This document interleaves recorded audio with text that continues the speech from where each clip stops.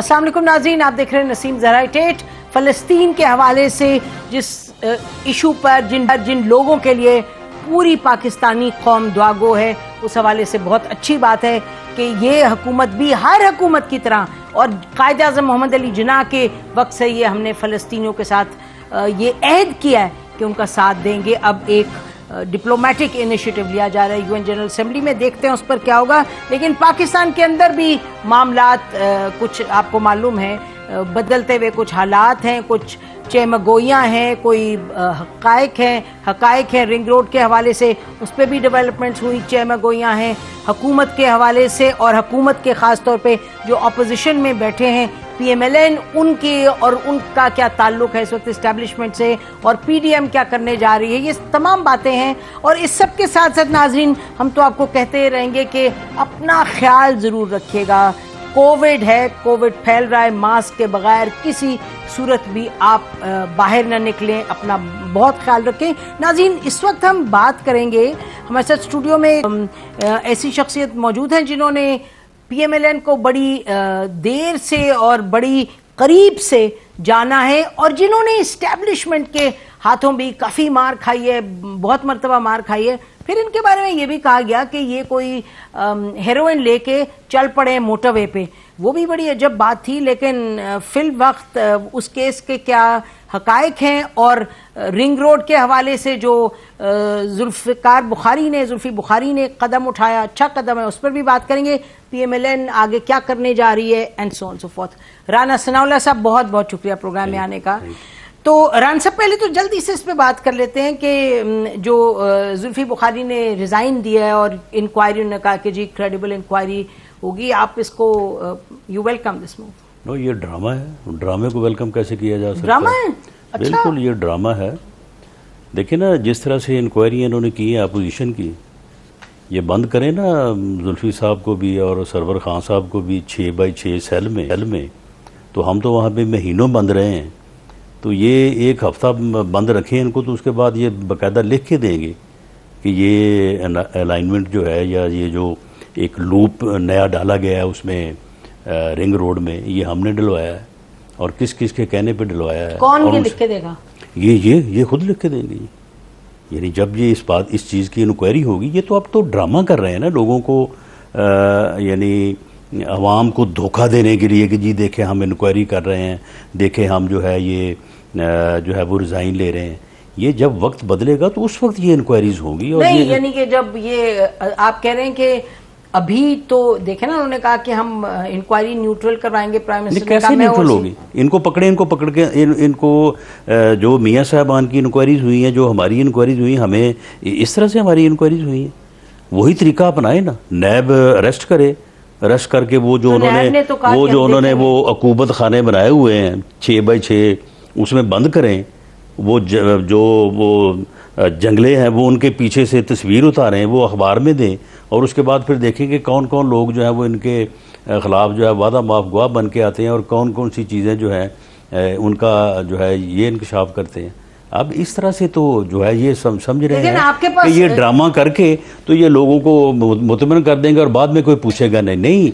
ये इंक्वायरीज जो खुली हैं, ये इंक्वायरीज जो इन्होंने ड्रामा किया है, इसकी असलियत जो है वो उस वक्त सामने आएगी जब ये ऐवान इक़्तिदार के ऐवानों में नहीं होंगे। मैं इनमें से एक आदमी को जानता हूँ जिसके ऊपर इन्होंने मलबा डाल के ख़ुद अपना जो है वो दामन जो है वो साफ़ करने की कोशिश की है। वो कैप्टन रिटायर्ड महमूद जो कमिश्नर था वहाँ पे, वो एक अच्छा ऑफिसर है और दयानतदार आदमी है। ये उसके ऊपर ये मलबा डाल रहे हैं, मलबा इनका अपना है, करवाया उससे होगा। आखिर एक कमिश्नर को अगर कोई कहता है कि तुम भाई ये अलाइनमेंट चेंज कर दो, या इस प्रोजेक्ट जो पहले 26 किलोमीटर का था हमारे ज़माने में, 17 में ये कंसीव हुआ था, गालबन 18 में जो है वो इसकी अप्रूवल वगैरह हुई थी। अब 19 में आगे उन्होंने 26 के साथ 29 किलोमीटर और शामिल कर दिया, और उस 29 किलोमीटर से जिन जिन सोसाइटीज़ को एक्सेस मिली है, जिनकी 1 लाख रुपए मरला वाली जगह जो है वो 5 और 10 लाख रुपए मरला हो जाएगी, उनके अगर कल को आपको सबूत मिल जाए कि उन्होंने इनके खैराती अदारों को जो है वो करोड़ों रुपए जो है वो दिया है, अपना वो क्या कहते हैं उसको फंड्स दिया है, और कहाँ कहाँ पे उन्होंने बेनिफिट्स उठाया जैसे सर, है, तो फिर पता चलेगा ना। एक मिनट, शौकत खानम पे तो अगर आप बात उसकी करें तो मुझे आप ये बता दें, आप तो बात उसूल के करते हैं सर। शौकत खानम कोई अपने घर में तो नहीं लेके बैठ गया, दुनिया को उसको फायदा होता है ना। सुन ले, दुनिया में यानी फ्रॉड के और पैसा लूटने के बहुत तरीके होंगे, मैं सबको नहीं कहता। इस फील्ड में बहुत सारे नेक लोग हैं, बहुत सारे लोग जो हैं वो वाकई पब्लिक सर्विस का शौकत खानम सही मानों में जो है वो हक अदा कर रहे हैं। लेकिन सुन लें, लेकिन इनमें से अक्सरियत, मैं नाम किसी का नहीं लेता ताकि किसी की जो है वो रिप्यूट इंजर ना हो, और अगर कोई अच्छा काम कर रहा है तो उसका जो है वो आप उसका नुकसान ना हो। लेकिन मैं ये आपको बता दूं, पैसा पब्लिक का, इनके जो बोर्ड ऑफ डायरेक्टर्स हैं ज़रा उनको निकालें, ज़रा देखें। आप अल्लामा ताहिरुल कादरी से लेके शौकत खानम तक और शौकत खानम से लेके सहारा ट्रस्ट तक चले जाएं, ये इनकी मलकीतें हैं।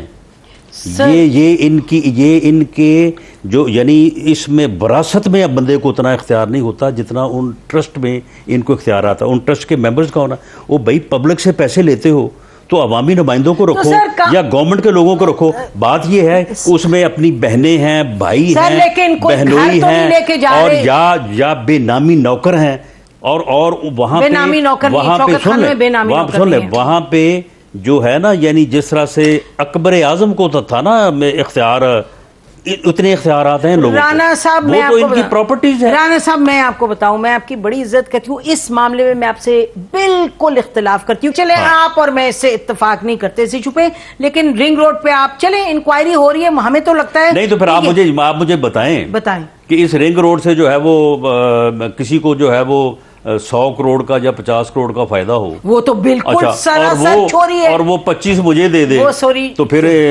इट मींस के मैंने तो कोई बेनिफिट नहीं लिया। दिस इज थेफ्ट, तो बस फिर ये चीजें जो है, देखें बात ये है कि उजला चोगा पहन लेने से या उजला चेहरा बना लेने से या ऐसा मौक़िफ़ इख्तियार कर लेने से या ऐसी चीज़ अपने ऊपर जो है वो अब उसका हसार अपने इर्द बना लेने से जो है वो फिर जो है ना, इस तरह से आप छुप नहीं सकते। हाँ चलें, आप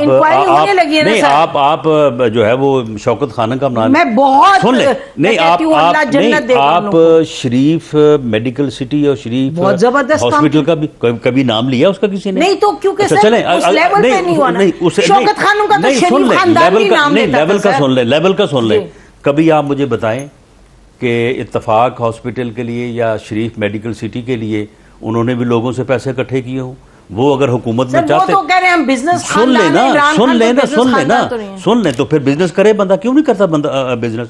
लोगों को बिजनेस आप करने ना दें, नहीं, लोगों को बिजनेस आप करने ना दें, लोगों की बिजनेस ट्रांजैक्शंस को आप क्राइम बना दें, और खुद जो है वो आप करें भी कुछ ना, और सब कुछ इकट्ठा भी कर लें, उसको भी नहीं। बात ये है कि अगर वो 5 सालों में इकट्ठा करना चाहते शरीफ मेडिकल सिटी या इत्तफाक हॉस्पिटल के नाम पे, वो मेरा ख्याल है कि 500 अरब इकट्ठा कर लेते उनके पास, और फिर अगर आप में से कोई बात कर सकते हो, खबरदार आप मरीजों के मतलब बात कर रहे हैं, आप हॉस्पिटल के मतलब बात कर रहे हैं, यानी इस तरह से लोगों के मुंह बंद ना करें।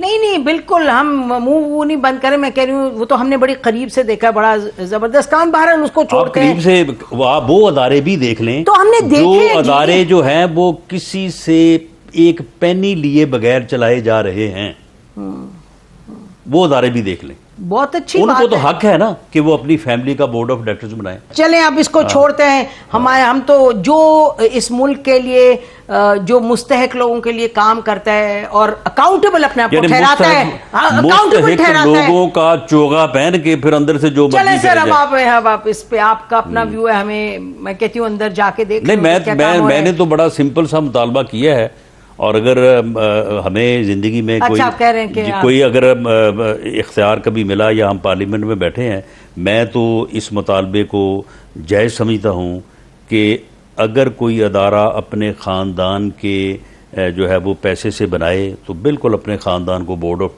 ट्रस्टी में रखे, बिल्कुल अपने पास सारे इख्तियारात रखे, लेकिन अगर आप पब्लिक से पैसे इकट्ठे करके बनाएं तो फिर पब्लिक को ही उन अदारों को चलाने का और उनके बोर्ड ऑफ ट्रस्टीज में होने का हक सर आपको ये पता है कि बोर्ड ऑफ, अब आप प्रोग्राम कहीं और ही लगे, लेकिन आपको पता है कि बोर्ड ऑफ ट्रस्टीज है, जैसे हमारे हैं भाई, उन्होंने बनाया हुआ है एक स्कूल बनाया हुआ है Sanjay Nagar, board of trustees में उनकी 2 बेटियां, लेकिन चार्टेड अकाउंटेंट भी हैं, उसमें टीचर्स भी हैं, प्रोफेसर्स भी हैं, वो लोग हैं जो टेक्निकल एक्सपर्टीज मुफ्त देते हैं। चार्टर्ड अकाउंटेंट बाकी तो दुनिया में मिलते ही नहीं। नहीं, मैं आपसे उन बेटियों के अलावा कोई इस्लामाबाद में या पाकिस्तान में चार्टर्ड अकाउंटेंट नहीं है। नहीं, वो बेटियां चार्टर्ड अकाउंट नहीं, आपने सुना नहीं, आप इतने नाराज हैं, आप सुन ही नहीं रहे। मैं कह रही हूँ कि 2 अपने खानदान के लोग हैं, बाकी बाहर से टेक्निकल लोग हैं जो मुफ्त अपना एक टाइम देते हैं और एक सिस्टम को चला रहे हैं। मैं सबकी बात तो नहीं कर रहा, कुछ लोग होंगे भी, कुछ लोग होंगे नहीं बल्कि हैं जो बहुत अच्छा काम कर रहे हैं, सेल्फलेसली काम कर रहे हैं। सर अगर अभी आप हुकूमत, अगर आप लेकिन बात यह है कि पब्लिक ट्रस्ट है, सियासत तो पब्लिक को ओन करना चाहिए। राणा साहब, जब ये ताल्लुक नहीं था आप लोगों का और इमरान खान का, फिर तो उस वक्त शौकत खानम की बड़ी तारीफ होती थी, अभी क्योंकि तारीफ होती थी तो अभी छोड़ मियां नवाज शरीफ ने कंट्रीब्यूशन पूछे ना क्या क्या कंट्रीब्यूशन है, तो फिर क्या आप बदल गया, क्योंकि सियासत है ना, तो यही तो मैं मैं कह रही हूँ, सियासत है तो अब आप सियासत बात करें। फिर वो 50 करोड़ रुपए जो उन्होंने लिया था उनसे वो वापस कर देना। सर ये तो लूट की कमाई थी, बातें सर आपके मुंह से अच्छी नहीं लगती,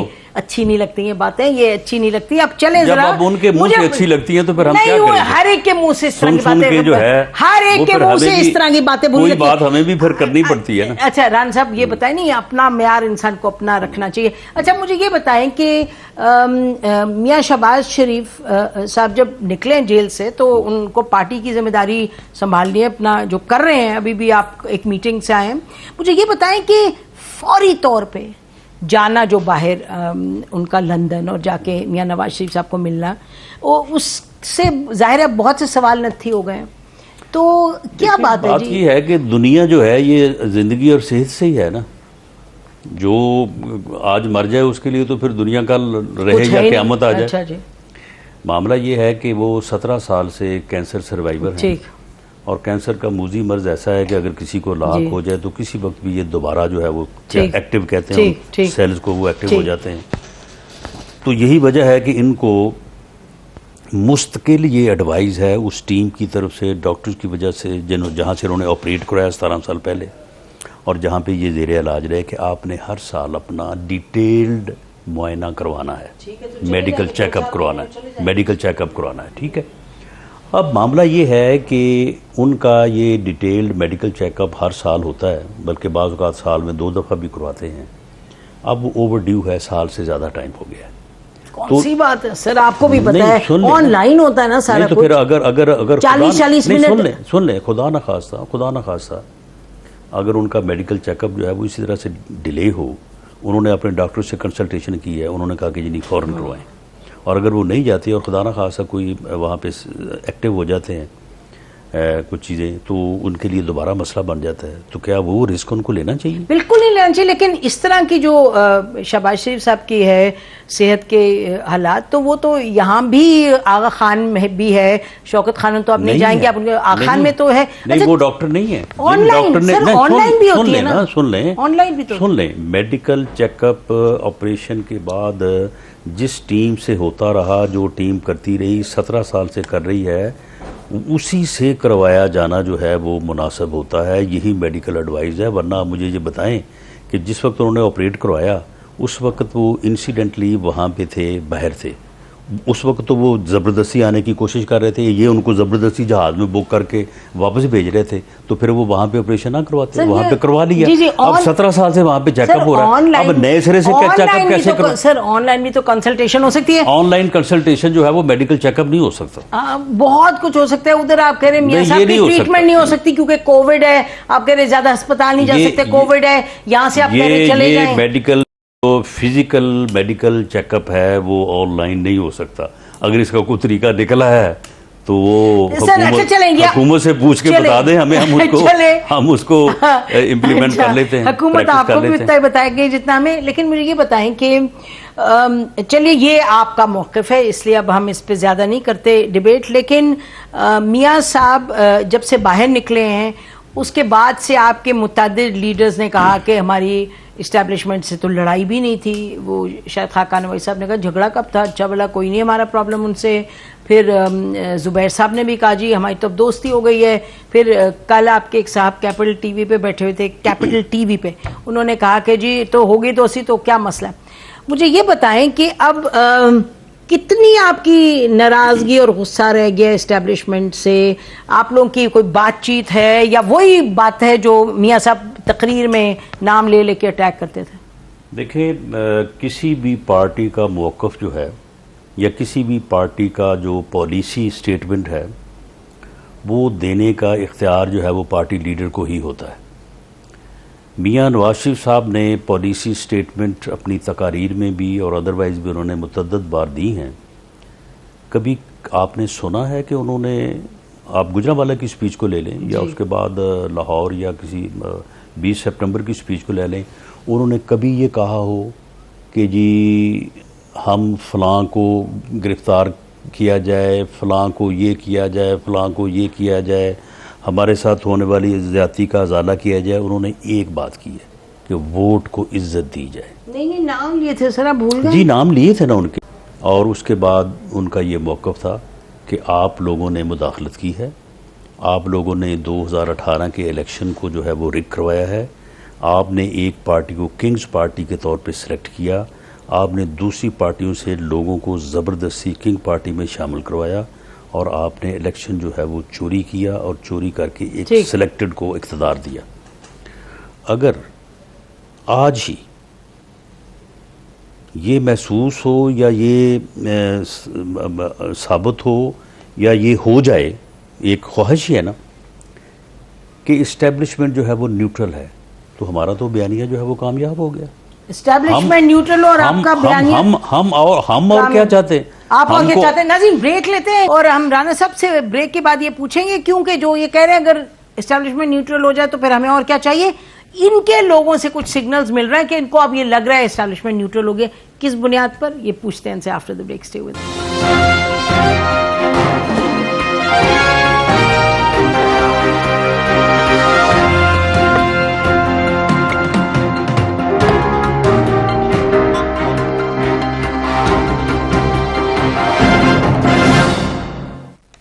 वेलकम बैक नाज़रीन। राना सनाउल्लाह साहब ये फरमा रहे थे, राना सनाउल्लाह साहब वो शख्स हैं जिन पर जनरल मुशर्रफ के दौर में बहुत जुल्म हुआ था, बहुत जुल्म हुआ था। नाज़रीन डोंट हेजिटेट टू से दिस।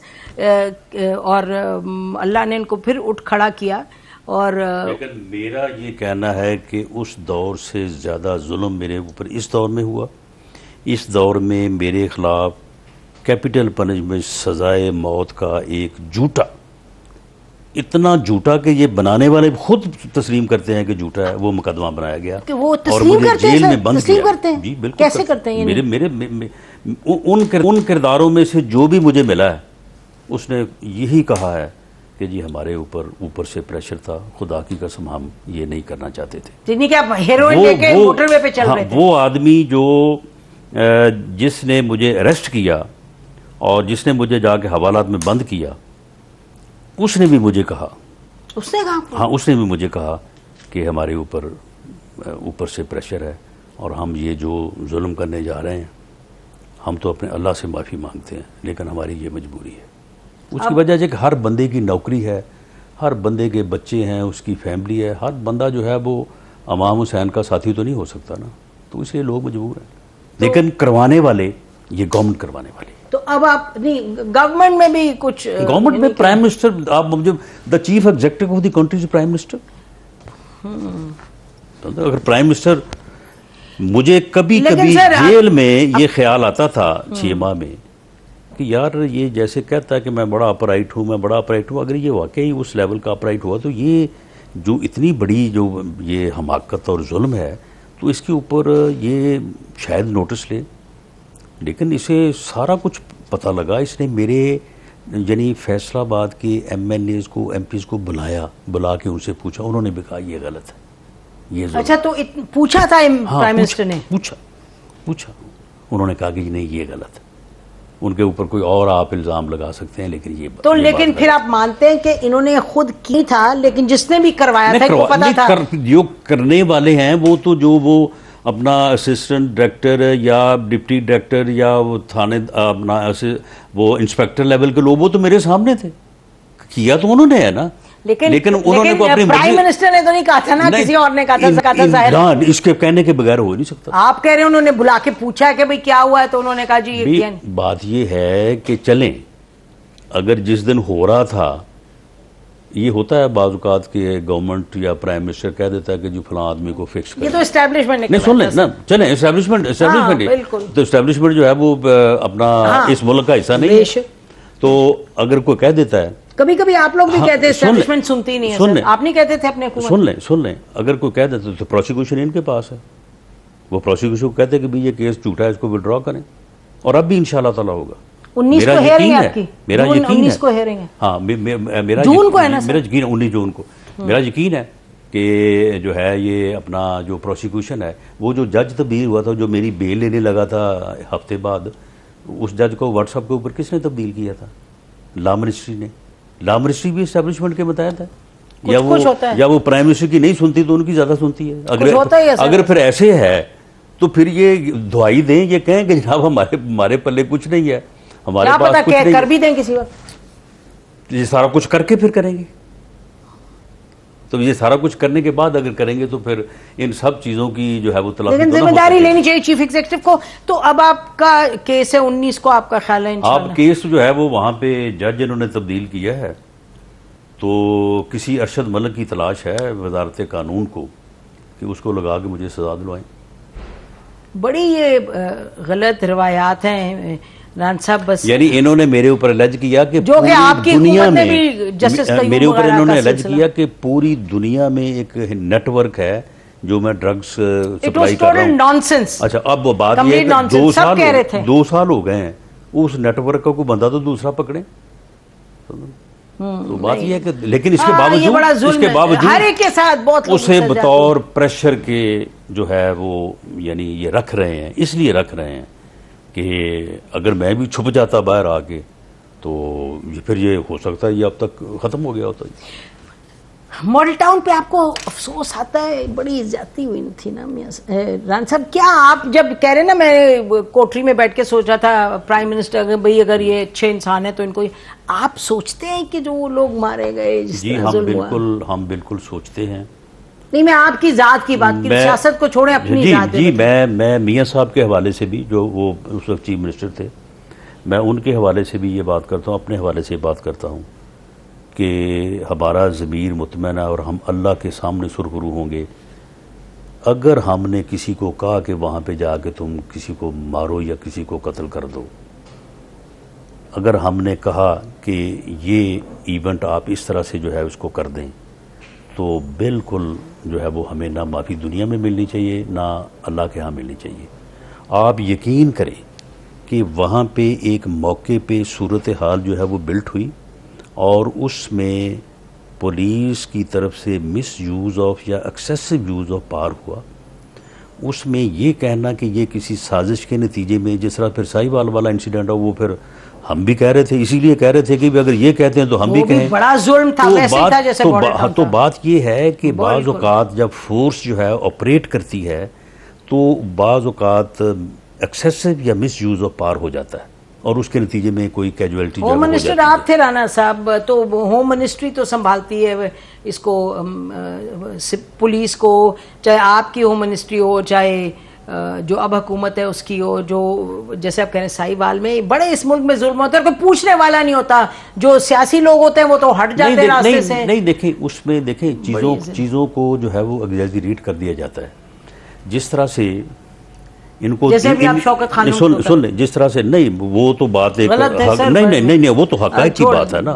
वो तो एक मैंने आपको एक पब्लिक ट्रस्ट की बात की है और पब्लिक ट्रस्ट अब देखें बात ये है कि मिसाल के तौर पे जिस तरह से मॉडल टाउन के मामले को इन्होंने एक्सप्लॉइट किया था, यानी आउट ऑफ प्रोपोर्शन, खामखा सियासी और इल्ज़ाम तराशी के हवाले से उन्होंने सारा कुछ किया। नहीं सुन ले ना, मारे गए, सुन लेना, जब ये हुआ इन्होंने उसको पॉलिटिकलाइज करने के, हमारी ज़ात को जो है वो शामिल करने के लिए सारा कुछ किया। सर आप जब ये जब शाहीवाल नहीं तो फिर शाहीवाल हुआ तो फिर ये सामने सर हम तो बिल्कुल ठीक कह रहे हैं, 100% चले फिर 100%। शाहीवाल के वक्त जो प्राइम मिनिस्टर था, चीफ मिनिस्टर था, लॉ मिनिस्टर था, उन तीनों को भी पकड़ ले हम ही। सर हम तो कहते रहे हैं, लेकिन उस वक्त भी एक किस्सा था। आप ये मेरी तरफ से ऑफर लिख लें, ये शाहीवाल के थाने में उस वक्त के प्राइम मिनिस्टर को, चीफ मिनिस्टर को, लॉ मिनिस्टर को पकड़ लें, मॉडल टाउन में हमें पकड़ लें, और आपको भी पकड़ना चाहिए। अब ये तो नहीं, बात ये नहीं, दूसरे के खिलाफ मुसीबत, दूसरे के खिलाफ बात करनी बड़ी आसान है कि उसको पकड़ लें। जब अपने ऊपर आई शाहीवाल में, उसके बाद फिर तावीलें निकली। किसने कहा था कि जी मैं इसको मिसाल बना दूंगा? फिर क्या मिसाल बनी है? वो मिसाल बन नहीं सकती थी, क्योंकि वो भी एट दी स्पॉट गलत इस्तेमाल हुआ था, miss use of power, excessive use of power था। उसमें भी कोई पीछे से साजिश नहीं थी। किसी प्राइम मिनिस्टर या चीफ मिनिस्टर या इवन लॉ मिनिस्टर ने ये नहीं कहा था कि जाके शाहीवाल में ये कर दो, मिसयूज जैसा मॉडल टाउन में नहीं। हाँ, यानी कि हम ठीक ही नहीं कर सक रहे अपनी फोर्सेस को, जो कि लॉ इन्फोर्समेंट है, क्योंकि हर दफा एक एक्सट्रीम स्टेप ले लिया जाता है। ब्रेक लेते हैं नाज़रीन, ब्रेक के साथ आते हैं, गुफ्तगू को जारी रखते हैं। Stay with us.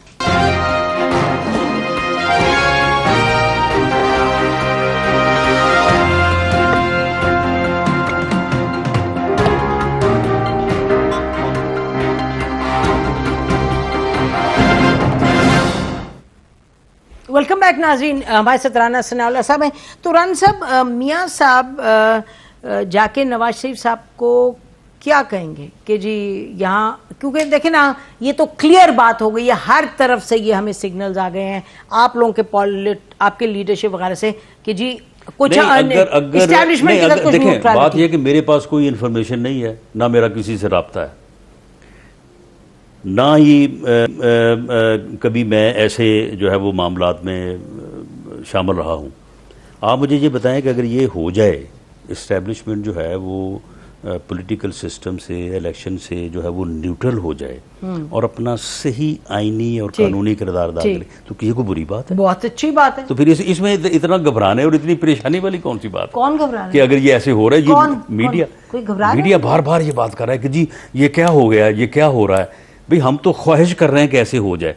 मैं तो इस बात की शहादत नहीं दे सकता कि ये हो गया है। नहीं, मीडिया जो है ना, उसे शायद इसका यकीन नहीं आ रहा कि ऐसे हो सकता है, लेकिन मैं हो गया है, आपने बात मुंह से निकल गई आपके। लेकिन अल्लाह करे, हमारी तो ये ख्वाहिश है, हमारी तो ये ख्वाहिश है, बल्कि हमारा तो ये मानना है कि अगर ऐसा हो गया तो इस मुल्क की जो है, इसकी मुल्क की तकदीर संवर जाएगी।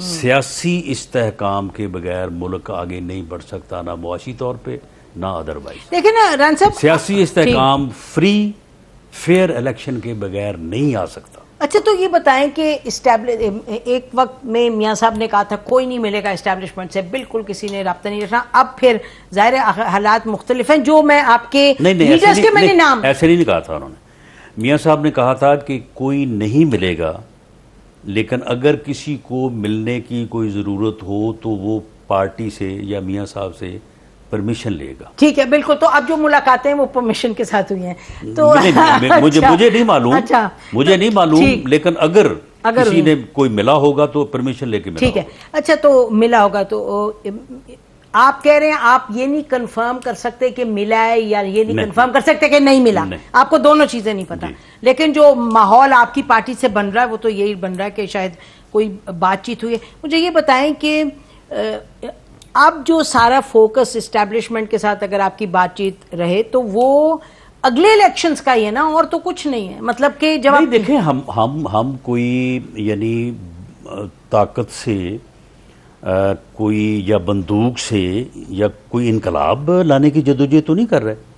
हमारा तो नारा ये है कि वोट को इज्जत दो। इट मीन्स कि हमारी तमाम तर जदोजहद जो है वो जमहूरी है, आइनी है। इस मुल्क में जो आइन मौजूद है विद इन दैट कॉन्स्टिट्यूशन है, और हम इलेक्शन के जरिए ही चाहते हैं जो भी हम करना चाहते हैं। हमारा तो नारा है वोट को इज्जत दो। तो वोट को जब इज्जत दो तो फिर अदरवाइज तो फिर हमारा इंतखाब के अलावा या इलेक्शन के अलावा तो हमारा कोई मुतालबा और है नहीं। हमारा अल्टीमेट मुतालबा भी इस वक्त यही है इस बुनियाद पे कि पिछला इलेक्शन जो था वो दुरुस्त नहीं था। हमारा अल्टीमेट मुतालबा ये है कि कौम को फ्री एंड फेयर इलेक्शन तो दो। बेसिकली इस्टेब्लिशमेंट से आप लोग इतनी देखे ना, ये तो शायद आप भूल गए हैं कि कितनी आपकी, चाहे मियां नवाज शरीफ साहब थे या मरियम नवाज साहब, मतलब बहुत बातें की हैं सख्त, तो अब वो बातें सब खत्म हो गई इसलिए क्योंकि इस्टेब्लिशमेंट हमने अगर सख्त बातें की तो हमारे साथ जुल्म भी बड़े हुए हैं। मैं तो नहीं उसको डिनाई करी सर, मैं तो हम वो तमाम तर ज्यादतियां माफ करने को तैयार हैं या उनको दरगुजर करने को तैयार हैं। चले माफ़ी का लफ्ज़ आप इस्तेमाल ना करें। और हमारा अगर मकसद, हमें हमारा नस्बुल ऐन हमें हल हो जाता है, वोट की इज्जत हो जाती है, फ्री फेयर इलेक्शन कौम को मिल जाता है, तो हम तो राज़ी हैं। हम तो कोई अपनी ज़ात की ज़्यादती का या कोई तजावुज़ का बदला लेने को लेकिन आप कहते हैं जी हुदैबिया क्यों खोल रहे हो और ये क्यों कर रहे हो, और हमें लगता ये है, बाकी इसमें मैं कोई किसी इंक्वायरी या किसी इंफॉर्मेशन की बुनियाद पे नहीं कह रहा कि इस किस्म की बेवकूफ़ी जो है ना ये हुकूमत ही कर रही है, तो इसके पीछे और नहीं है कोई उसकी वजह यह है कि इतना अहमक आदमी कोई हो नहीं सकता कि जो कानून की अलग बे भी जानता और वो कहे कि जी हुदैबिया को मैं री इन्वेस्टिगेट कर सकता हूँ या ये खुल सकता है। नहीं सर, नया केस बनना पड़ेगा, वो तो नहीं खुल सकता। नहीं बन सकता। नहीं बन सकता। आपका लॉ ये कहता है? नहीं, लॉ भी ये नहीं कहता। अच्छा, अब मिसाल के तौर पे एक आदमी के ऊपर एक मुकदमा बना है, वो उसकी कोई भी नीयत है, वो फ्रॉड है, करप्शन है, कत्ल है, जो भी है, वो सुप्रीम कोर्ट तक जाके बरी हो जाता है, तो उसके बाद आप कहेंगे जी दोबारा मुकदमा बना। अगर कोई नया एविडेंस है तो हो सकता है जी। नहीं हो सकता नए एविडेंस के साथ। अगर वो केस सुप्रीम कोर्ट तक बरी हो गया है, उसको दोबारा, ये बाकायदा कानूनी कदगन है कि आप किसी को दूसरी मरतबा या दो मरतबा उसी एविडेंस पे एक नहीं, एविडेंस नहीं, एक ही इल्जाम पे प्रोसिक्यूट नहीं कर सकते sir, unless you have new evidence. मैंने बहुत से लोगों से बात की है। नहीं, वो गलत कह रहे हैं, सब गलत कह रहे हैं। तो चले फिर आप जानते हो कि बेहतर थोड़ा बहुत कानून हम भी जानते हैं। जी, हमने भी लोगों से पूछा। तो बहरहाल ये बताएं कि पीडीएम का अब क्या बनने जा रहा है? देखिए, पीडीएम मौजूद है। पीडीएम में सिर्फ दो जमातों हो गई थी सबकी। नहीं, कुट्टी नहीं, सिर्फ दो जमातों ने एक ऐसा अमल किया। सिर्फ तो नहीं थी, वही तो मेजर थी जमात। नहीं, मेजर क्यों थे? मेजर पीएमएलएन भी थी। सर मेरा मतलब तीन आप थे ना। सबसे बड़ा मेजर तो मौलाना फजलुर रहमान साहब खुद हैं। वो मेजर है या जनरल है? नहीं, उन्होंने सब मेजर है या जनरल है? यानी आपने जिन लफ्जों में ये अपना इसको इस्तेमाल किया, देखें उसने अकेले ने एक बड़ा सक्सेसफुल लॉन्ग मार्च करके दिखाया है, तो आप उसे अगर मेजर ना माने तो फिर क्या माने? मैं कह रही हूँ कि ये दोनों पार्टीज आपकी नहीं, दोनों पार्टीज देखें, पीएमएलएन एक बड़ी मेजर पार्टी थी, पीपल्स पार्टी थी, मौलाना फजलुर रहमान है। क्या होने जा रहा है? पीडीएम की कोई मीटिंग हो रही है? पीडीएम की मेरा ख्याल है कि मौलाना फजलुर रहमान साहब की भी ये कोशिश है, और हमने भी जो पीपल्स पार्टी के दोस्त जिनकी हमारे साथ को थोड़ी बहुत दुआ सलाम है आपकी किसी से? जी, हम अपना कायरा साहब से बड़ी दोस्ती है मेरी। हाँ, चौधरी मंजूर साहब हमारे बड़े साथी हैं, सईद गनी साहब कराची से हमारे बड़े मिलने वाले। आपने इनसे बात की? तो हमने उनसे कहा है कि यार ये आपसे एक थोड़ी सी मिस्टेक हो गई है, तो इसको आप विड्रॉ कर लें। वो कहते हैं आपसे मिस्टेक हो गई, आपने कहा जी चलो ये करना है वो करना है, सब इलेक्शंस में आप भी आ गए वो भी आ गए। नहीं, वो नहीं है। वो सारी चीज़ें जो है ना वो डिबेटेबल है, उनके ऊपर बातचीत हो सकती है, हम उनकी वो हमारी मान सकते हैं। तो कोई लेकिन ये जो सेनेट में हुआ है ना, वो उसका लीडर ऑफ अपोजिशन वाला, वो बाप से वोट लेने वाला मामला, वहां से बात बिगड़ी है। उसको अगर वो विड्रॉ कर लें तो मेरा ख्याल है कि क्या करेंगे, वो विड्रॉ करें, उसको ला के पीडीएम की सरबराही मीटिंग में वो सेनेट में जो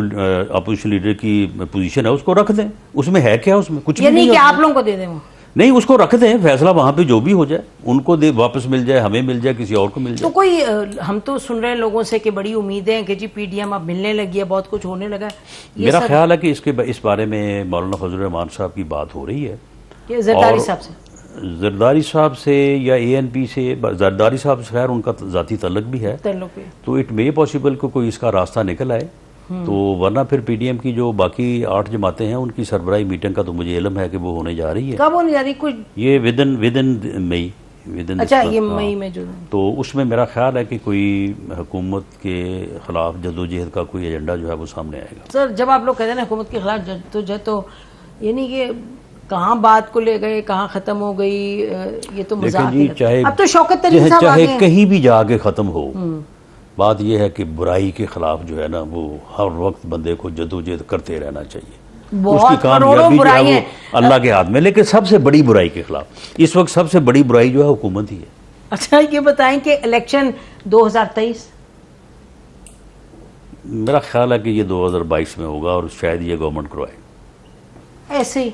नहीं, ऐसे नहीं, ये आएंगे, ये तशरीफ लाएंगे टीवी पे, 2.5 घंटे का जो है ये ड्रामा करेंगे कि मैंने ये तबाह हो गया था, ये भी तबाह हो गया था, वो भी तबाह हो गया था, मैंने ये सारा कुछ जोड़ के इकट्ठा कर दिया है और अब मैं आगे नहीं चल सकता क्योंकि मेरे पास अक्सरियत नहीं है, तो लिहाजा मैं आ रहा हूँ, मुझे अक्सरियत दें।